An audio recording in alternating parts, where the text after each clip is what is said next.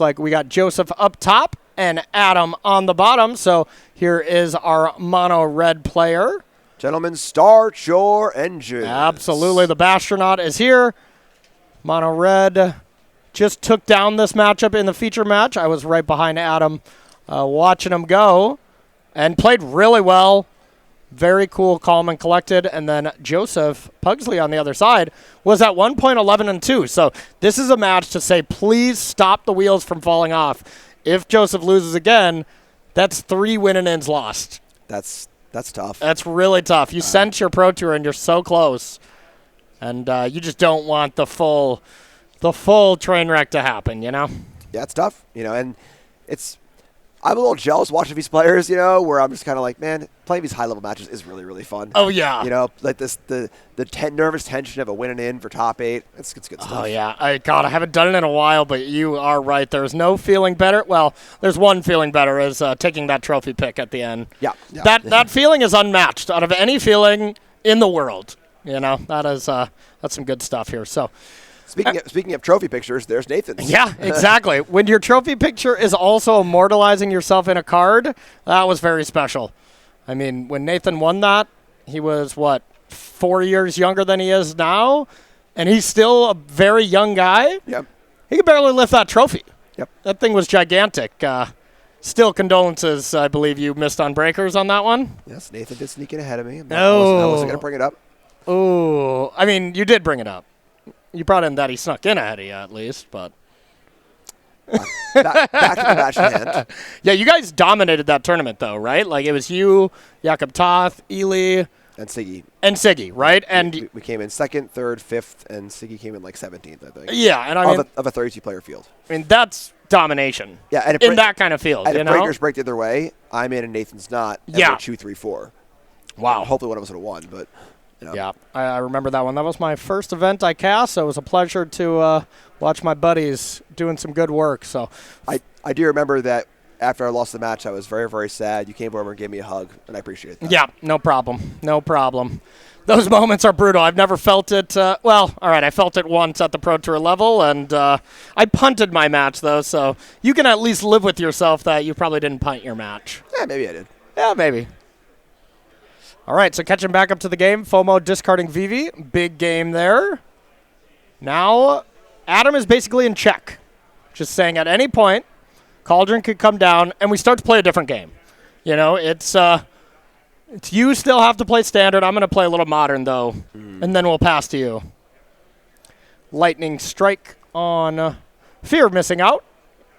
And nice. They're bargaining away your Fear of missing out. That'll be 3 damage. Plus, it comes along with a free scry. This is a response to the prowess trigger also, so we need 2 spells in response to save the Emperor Challenger. Correct, yep. I would assume that, that's the correct way to do it. Of course, players have to verbalize that. It did look like that's what Joseph said and meant. Yeah, burst lightning here would be pretty wild. Yeah.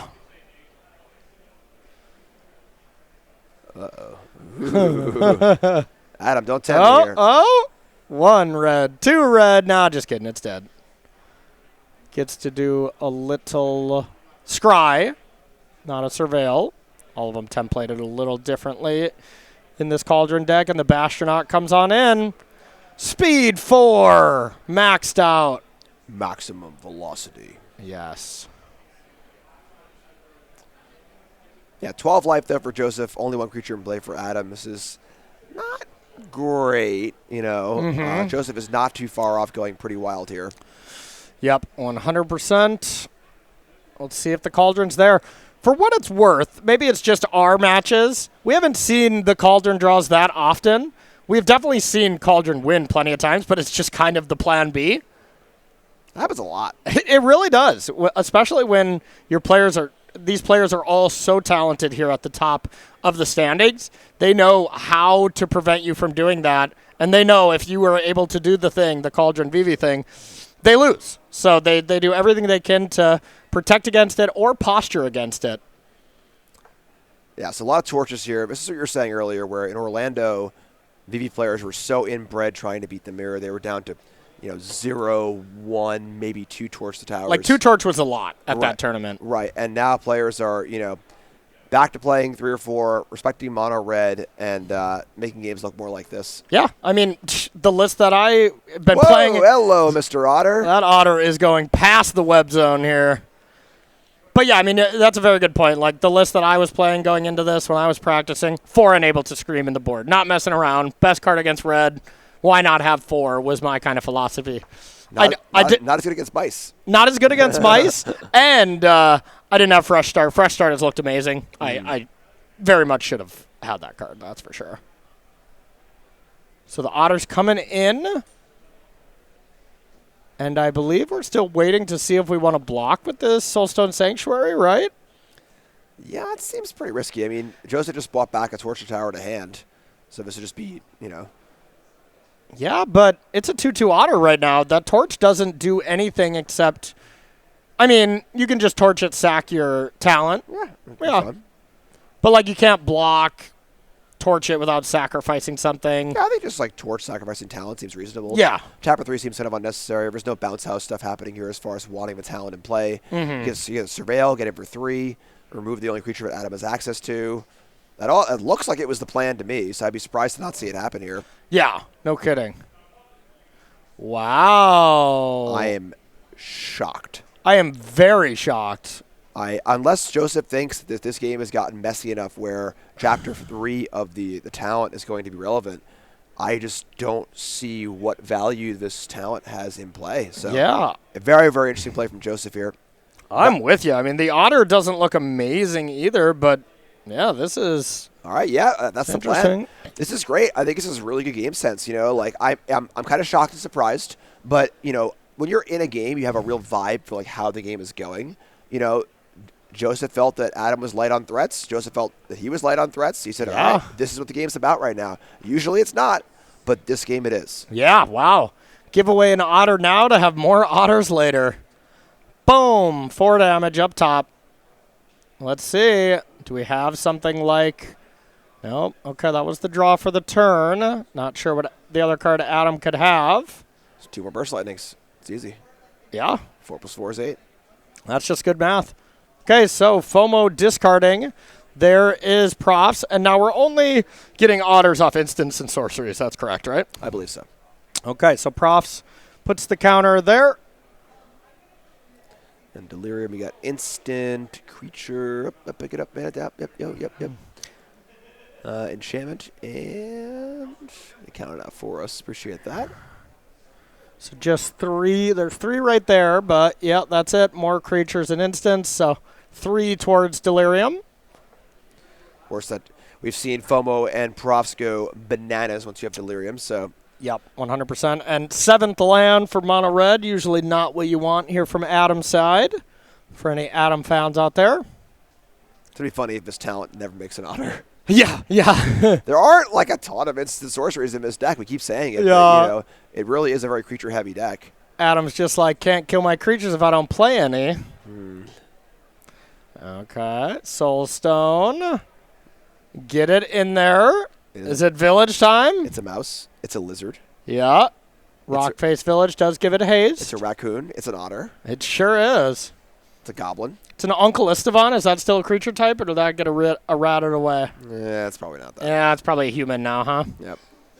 That was once I was like a creature type. I was like bureaucrat. That was a good creature type. Bureaucrat? Yep. I'd not heard of that one. Old Homelands card. Okay. That's also probably been rotted away, but... Ah, the good old days, huh? Yep. All right, well, there's the first otter, and draw stories immediately after sacrificing the Profs. So now you invested 1 otter, and now you have 2 otters. That's this many more otters. Yeah. Discards a couple of lands. Yeah, probably would have been lethal if the talent had been sacrificed rather than the Profs, but obviously you can't know you're drawing Winter Night Stories, so... Yeah. So now the otter are 2 power. You could sack the... Yeah, it's all done.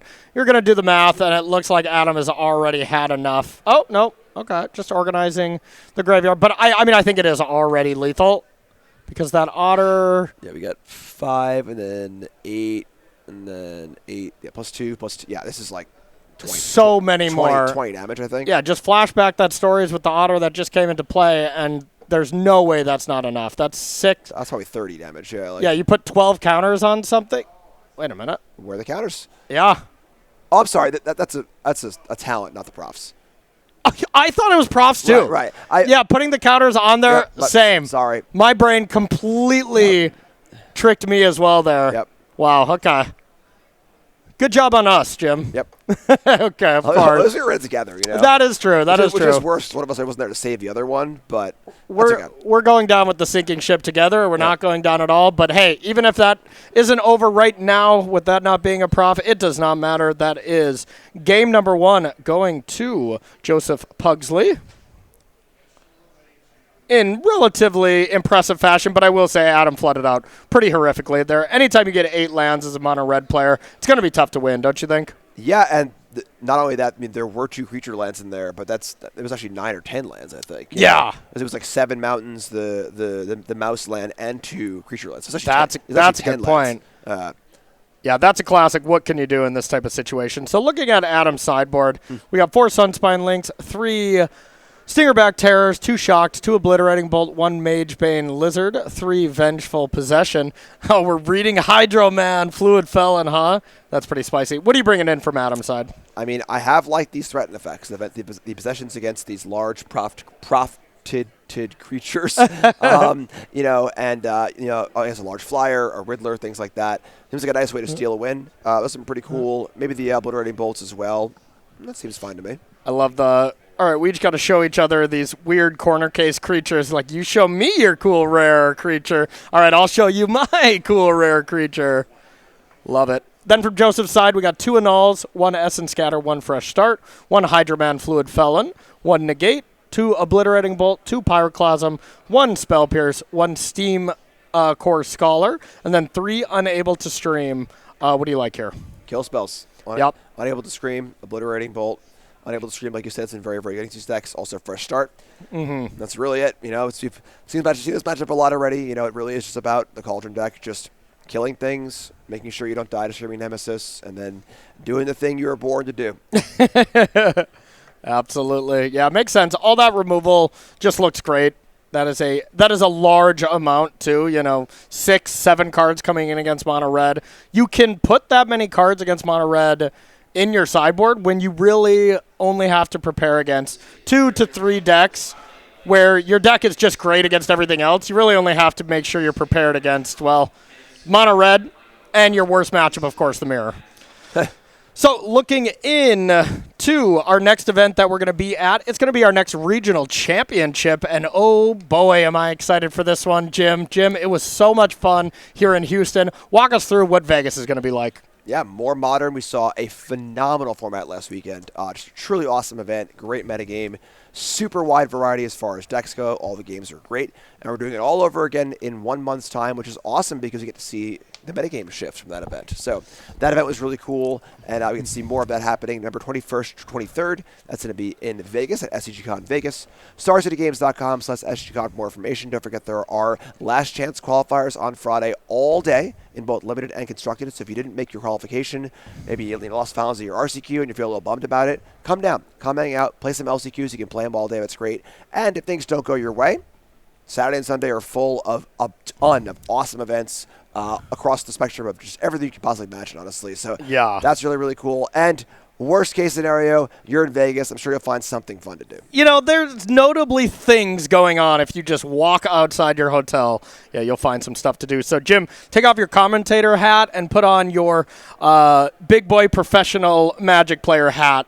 What would you be playing going into this tournament, knowing the information we had with Houston, with Jeskai Blink winning, Amulet doing well? Like, what would you bring? I'd be a little torn. Yeah. Because, you know me, you're usually the bad guy. You play the best deck, and I'm usually the more contrarian. I want to find some cool deck. Yeah. I did really like the Jeskai Blink deck that won last weekend. Yeah. That deck looked really, really excellent. Going to be, the number 1 target going in because it just won. But that deck looks really, really good. Very, very flexible as far as what you can do with it. Looks really fun to play. So I guess I would say Jeskai Blink. Wow, I think our evilness and our good guyness have aligned. I think I would play Jeskai Blink as well. It looked like too much fun. Or if I had, a solid week where I could just get in the lab, give me Amulet. Then there we go. The bad guy's back, yeah. Starting it off here, Adam on the play, exactly where Mono Red wants to be. I mean, every bad guy was once a good guy. Yeah. When it was only Jake Beardsley and Paulo playing the Cauldron deck at Pro Tour. What was it? Pro Tour Edge of Eternities, right? Yeah. They were the good guys. What is this cool, fun brew they bought, So it always starts out like that, I actually remember our co-commentator, Ailey Loney, at the desk saying, we need to see more Cauldron action. This deck is so cool. Well, we were at the desk together. I remember those words being uttered, and it was very true at the time. And, wow, what year is it, Jim? Essence Scatter. Yes. Get out of town. Remove Soul. That's a pretty good answer to Nemesis also. Yeah, it's a great answer to Nemesis. Is that? I believe it's a one of in the board. Yeah. Oh, wow, I missed that one. Right? Good stuff. That's a pretty uncommon choice. We have not seen that card all day. Yeah, absolutely. I think it actually is a pretty good card in the format, though. It's good against every deck. It's great against Cauldron. It's great against other stuff, so it's good stuff. Ailey just whipped a piece of paper at my face there, now that I sold her out for saying is it Cauldron is cool. So I take it back. I retract my statement. We got to get an audio clip of that and hyperimpose it over this. Yes. So it's just like, Ailey loves Cauldron. Ailey loves Cauldron. Tell your friends. All right. Emberheart Challenger coming on in. 2 damage. Yeah, despite the Essence Scatter, a much better draw, of course, from Adam here. Yes. It's been answered by Joseph. We've seen Torch Tower, we've seen Essence Scatter looking really good, but both players kind of operating on peak efficiency. And another Razorkin out of there with the exile from the Emberheart Challenger. That's big game. That is a tricky card to deal with. When I lose to Mono Red, it's because I used my 2 removal spells, they play that as their 3rd card, and I just look at a handful of blue cards, and I was like, well, I guess I'm dead. I'm in danger. Whoa, okay, so we see Soulstone Sanctuary coming out, getting 3 damage in.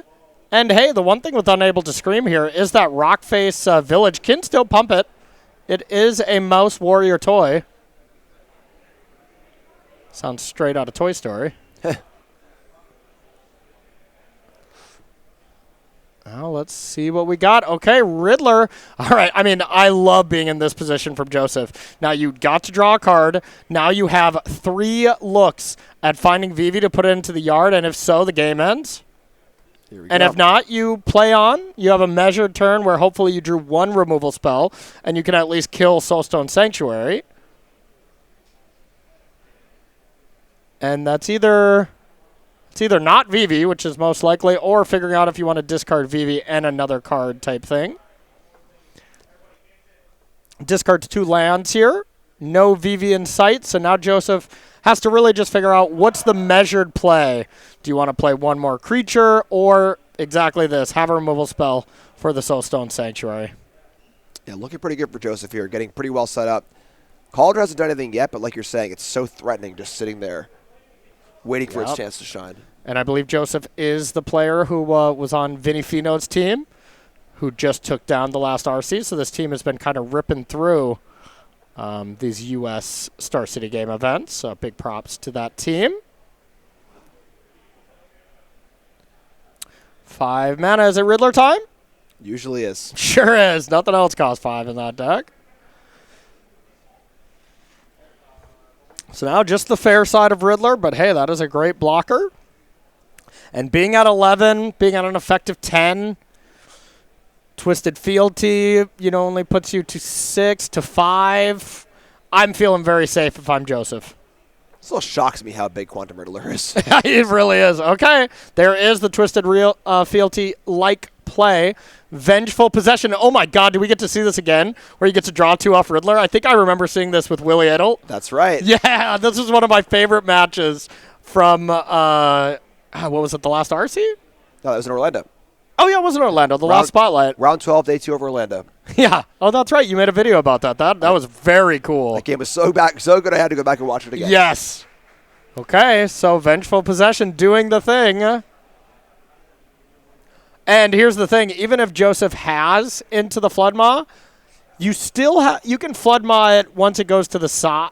Wait, no, I think you just get to draw, don't you? Yeah, I believe it's all part of the same resolution. Yeah. So you get the card, and now the spell's still in the stack. You can't do anything. The spell's still in the stack. So it's still resolving. And then you draw, and there you go. So we drew 2 there, right? You should have, yeah. All right. Awesome stuff. Yeah, love it. Love seeing some extra utility from these threatened effects. Okay, this turn was unbelievable. 6, 7, 8.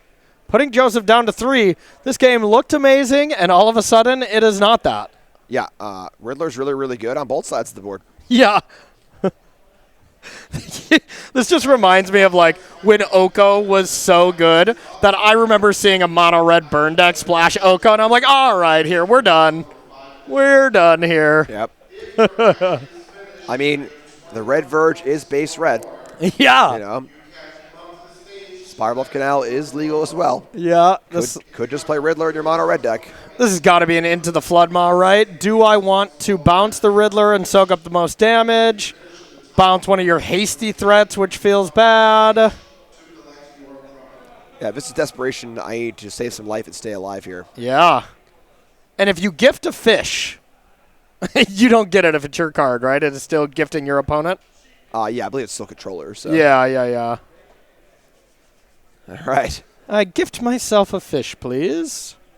So take that Riddler back. Not as much damage as it could have been, but still pretty good. Joseph needs a VV turn at this. It went from, okay, Joseph just has to find a way to not lose to 3 burst lightning off the top to now Joseph needs something. Looks like fresh start. I think I got a quick glimpse of, maybe not. All right, so go to warp here and not cast, so no blocker. Okay. I don't think I see a Winter Night Stories in the yard, so this is just a casual draw 1, unable to dump the rest of the hand, and hey, pressure's building here. This is a huge match, and remember, Joseph was the tournament leader here not too long ago at 11-1, so it's the classic pressure of, okay, I'm ahead, let's do this, and then, oh wait, is it slipping away? Not again. Those thoughts you try to keep out of your head, but we're human. It's hard. It's hard to do. Yeah, love the pressure of a win-and-in match. Yeah. It's awesome. And hard, if you've never played a big win-and-in for a major tournament like this, too, it's hard to imagine. Yeah. It really, it's a lot. It goes by quick, and then you finish, whether you win or lose, and you almost don't remember playing. Yeah, 100%. You learn a lot about yourself in your first win-and-in, that's for sure. Yeah. And to be fair, your first win-and-in statistically doesn't go your way, I would imagine. You kind of got to be there a few times, get used to it. And then, you get more comfortable at these situations until the greatest players in the world, it's another match, and they don't even look nervous because they aren't. Right. Yeah, I've always said it's like a step system, where your first top 8, you're really, really nervous. And usually you lose. Then you make it again, you're a little less nervous, a little more comfortable, Your first day 2 of an event, and your first major top 8, and your first, Pro Tour, whatever it is. Whatever your first is, it's always going to be tough, but you kind of got to push through it. And next time you do it, you're a little bit better, and you kind of go from there. Do you remember your first top 8 at your first major GP level event or higher? Yes, my first top 8 was a GP Dallas. Okay. 2007. Okay. I was playing Extended Goblins. All right. There you go. And did you win? I lost to Kenji Sumera. Ooh, pretty good card. Pretty good player. I made a mistake to put him to 2 and not 1, and probably would have won. It depends on what I would have drawn, Yeah. But might have won, and still haunts me to this day. I feel ya. Mine was GP Miami, where I was playing the mono green Devotion Mirror, or green white Devotion Mirror. So for anyone who didn't remember that, clearly you didn't watch it because it was the longest finals in GP history, and I got 2-0'd. Everyone did not enjoy watching that, I have to say. That was a long one. Yeah, I can see that. All right. So we're revealing the top here with Emberheart Challenger. Got the second Rockface Village, but hey, attacks do not look that great anymore from Adam. Yeah, just as we've seen from Cauldron time and time again, just kind of bodies and stats. the sizing of these creatures, like, if FOMO was a 2-2, it would be such a wildly different card. That 3rd point of toughness is just so relevant, both in having to try and kill it with a burst lightning, when it's blocking, just so potent.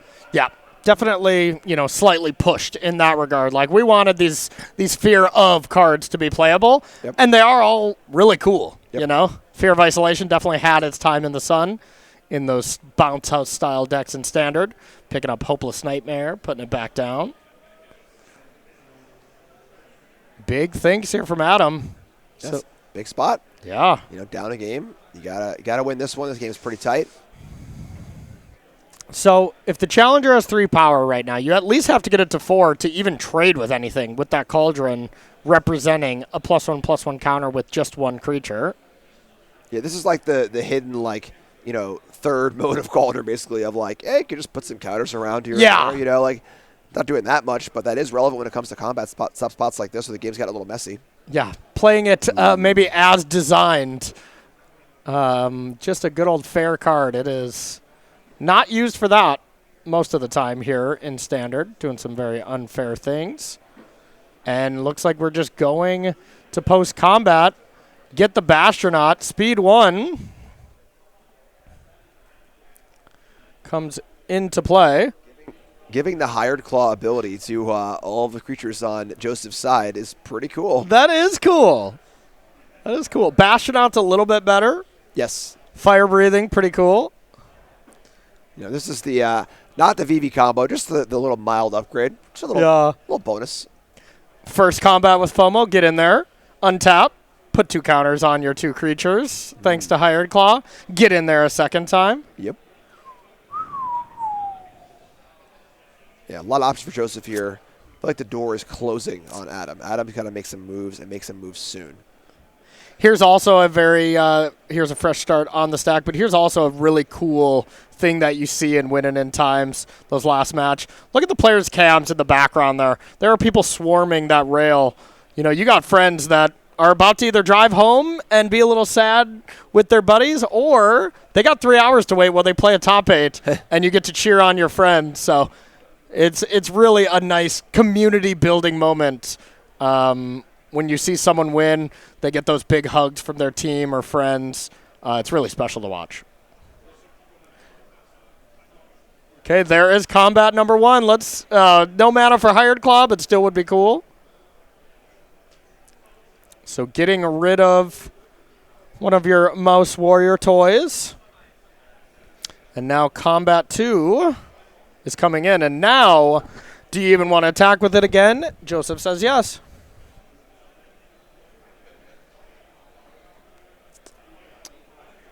And takes it the second time. This is tough because, Monterey doesn't really have the best comeback mechanisms. We saw in the last game, just like draw an extra land or 2. There's no Quantum Riddler, or no like real big play, internet stories, just some way to kind of like crawl back in the game. You're seeing it on the battlefield. It's Rockface Village and Eberhard Challenger. Right. But, when it's off, not possible. I mean, another threaten. Steal the Riddler again, maybe draw another card or 2. That could be a decent path. Joseph is at 7. Yeah, I mean, Vengeful Possession there was one short of lethal. But now, as it stands, Adam picked up a mountain there off the top. A beautiful mountain, but not beautiful in this sense. And this looks like Joseph clinching up a win and in here. This was one of our players at the higher end of standings here because, was 11-1 at one point. If you lose your later rounds, your breakers are quite high. So this might be Joseph snapping off a 2-round losing streak.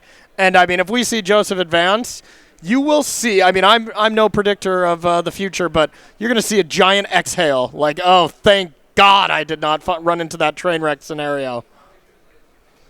As there's a discard 1, draw 2 from Fear of Missing Out. Duelist of the Mind hits the battlefield as well.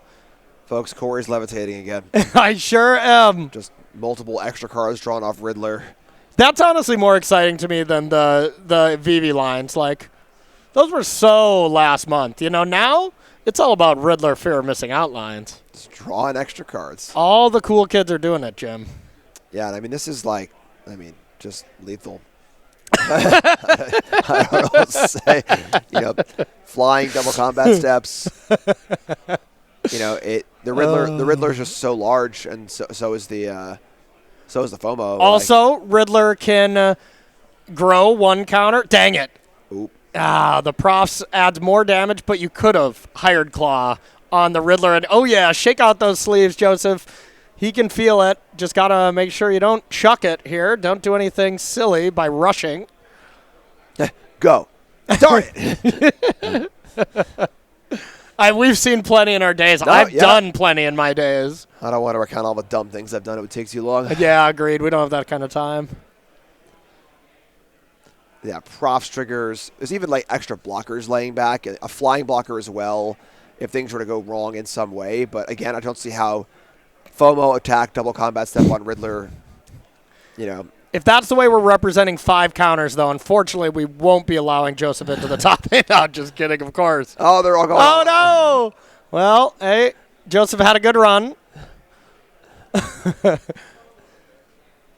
Okay, so it's got 1+1 counter, and there we go. All right. All right. Nice job, Joseph. And again, this looks a little silly, but one of the big things, this happens all the time. All the time. When a player's about to win a big game. Yep. Yeah, exactly that. I mean, we saw it at a pro tour not too long ago. Matt Nass, the math specialist, was doing math over and over again. That's Joseph Puglisi. That is